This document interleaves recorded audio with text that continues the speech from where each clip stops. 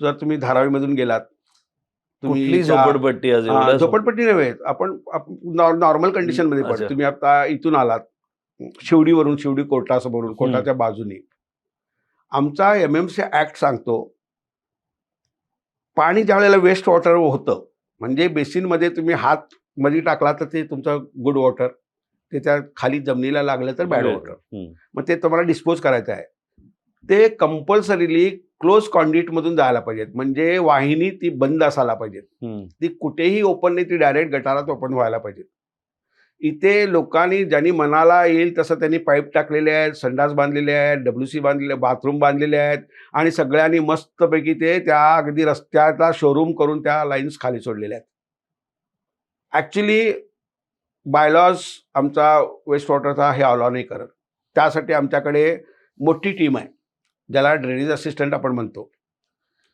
आणि हॉस्पिटल असेल किंवा ग्रीस सेंटर असेल किंवा हॉटेल असेल, त्यांचा जो पाणी येणार आहे त्याच्यासाठी ग्रीस ट्रॅप असतात आतमध्ये, त्यांच्या ऑइली मटेरियल त्यांनी स्टॉप करायला पाहिजेत आणि नुसतंच पाणी यायला पाहिजे.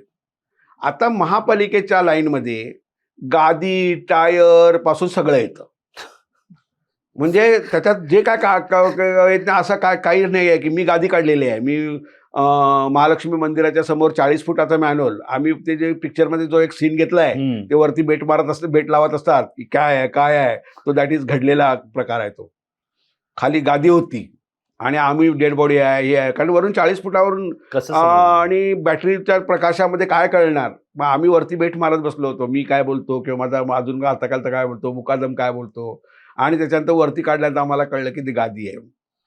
आज त्याच्यानंतर मी त्या 7 रस्ता पंपिंग स्टेशनमधून ट्रकचा टायर काढला.